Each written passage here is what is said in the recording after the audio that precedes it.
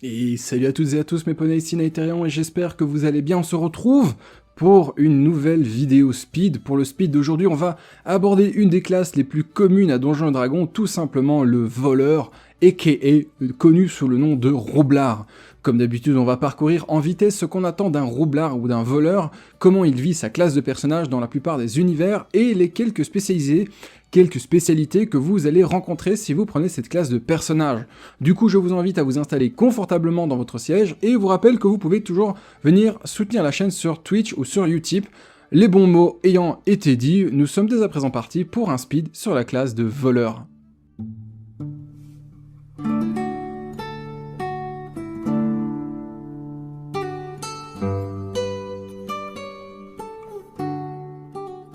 Les voleurs sont des maîtres polyvalents de la furtivité, du combat agile et de diverses astuces habiles. Là où les autres aventuriers ont le pouvoir de vaincre leurs ennemis, les voleurs utilisent leur intelligence et leur ingéniosité naturelle pour exploiter les vulnérabilités de leurs ennemis et pour guider leurs alliés en toute sécurité dans des environnements dangereux, en désarmant évidemment les pièges et en ouvrant les serrures en cours de route. Parmi les voleurs bien connus en Toril et dans Donjons Dragons, nous pouvons citer notamment Ravenscar de Baldur's Gate, Régis des Compagnons du Hall et tout simplement Mirth de Waterdeep. Culture des roublards. Comme dans la plupart des villes de Faerûn, les voleurs forment un groupe incroyablement diversifié comprenant des cambrioleurs, des assassins et des escrocs, ainsi que des personnes employées de manière plus légale comme des serruriers, des enquêteurs, des exterminateurs ou des chasseurs de trésors. Oui, ils sont considérés comme des roublards, comme des voleurs. Dans une large mesure, le type de voyou criminel est considéré comme plus typique et les guildes de voleurs et d'assassins sont largement répandues dans le monde, dont certaines sont incroyablement puissantes, comme les voleurs de l'ombre par exemple, mais j'en parlerai dans un D&D lore. Quelle que soit leur profession, les voleurs partagent une affinité commune pour la ruse et les exploits audacieux, ainsi que pour se procurer des objets que d'autres auraient préféré ne pas trouver, ou ne pas ouvrir, ou ne pas tout simplement se procurer. Les voleurs de toutes sortes sont ingénieux et adaptables et possèdent ce qu'on pourrait appeler un sixième sens pour éviter le péril, ce qui les aide à sortir de situations dangereuses quand ça sent la merde, dans lesquelles ils se trouvent la plupart du temps. Les bandits ont choisi leur style de vie audacieux pour diverses raisons. Certains sont motivés par le profit, d'autres espèrent la gloire, et en plus ou au lieu de la fortune. Quelques-uns sont simplement des casse-cous à la recherche du frisson, du vrai défi ou de la vraie vie. En raison de ces caractéristiques, les voleurs, bien que présents des deux côtés de la loi, est tout aussi susceptible de servir le bien que le mal. En fait, ils se méfient souvent juste des personnes un peu trop à cheval sur la loi. En outre, les voleurs disposent d'une variété de codes et de langages secrets dont le plus courant est le langage des voleurs. La plupart des voleurs sont principalement autodidactes ou apprennent leurs compétences auprès d'un professeur, souvent un voleur un peu plus expérimenté. Ces voleurs plus expérimentés recrutent des apprentis comme assistants dans divers emplois et projets, permettant à leurs élèves de développer leurs compétences par l'expérience. Les séparations entre mentor et élève est rarement nette, cependant, en règle générale, les voleurs ne ressentent aucune camaraderie avec les autres voleurs, à moins qu'ils ne fassent partie de la même guilde, mais là, c'est une autre histoire. En fait, la plupart des voleurs ont tendance à se considérer les uns les autres avec encore plus de suspicion que les personnes qui n'en sont pas des voleurs.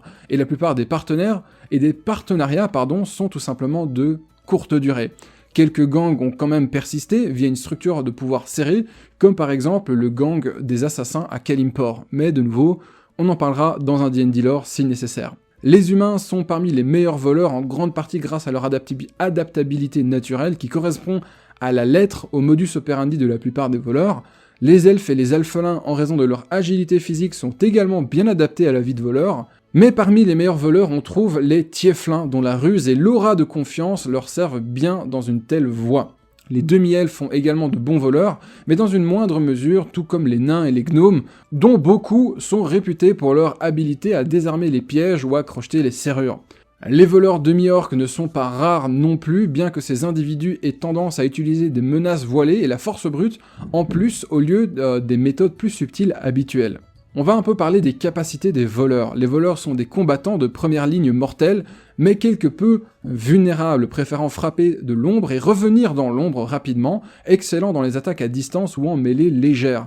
Dans l'ensemble, au combat, le voleur est plus intéressé par le soutien de ses coéquipiers en harcelant les ennemis et en se faufilant pour attaquer sournoisement que par l'affrontement direct avec un adversaire, comme en témoigne le choix de son armure, généralement en cuir ou armure légère. Certains voleurs jouent cependant contre ce stéréotype et se lancent dans des attaques plus brutales sans pour autant avoir l'endurance au combat des vrais combattants, des paladins ou autres maîtres d'épée. Les voleurs de toutes sortes sont particulièrement habiles lorsqu'ils manient des dagues ou des shurikens ou lorsqu'ils ont l'occasion de frapper les premiers. La plus grande valeur des voleurs réside dans le fait qu'ils sont les hommes à tout faire de votre groupe. Sans pouvoir de combat pur ou pouvoir magique, un rogue, un voleur, peut contribuer de manière aussi variée que désarmer des pièges, repérer des ennemis et persuader d'éventuels alliés en utilisant sa richesse de compétences. Et si les voleurs sont physiquement plus fragiles que la plupart des autres aventuriers, beaucoup possèdent une capacité à éviter le danger qui peut parfois sembler surnaturel. De même, l'esprit d'un voleur peut être décrit comme glissant, et de nombreux voleurs sont terriblement difficiles à charmer, tout simplement à enchanter. Et voilà, c'était la vidéo speed sur la classe de voleur ou de roublard, comme on dit officiellement. J'espère que vous l'avez apprécié, et n'oubliez pas de poser le clap à la vidéo comme indiqué sur le côté gauche de l'écran. On va passer sur Itch.io pour vous procurer mes livres si vous désirez vraiment soutenir la chaîne. C'était Naetherion, comme toujours n'oubliez pas de faire ce qui vous plaît, moi je vous dis à la prochaine fois, et bon jeu à tous.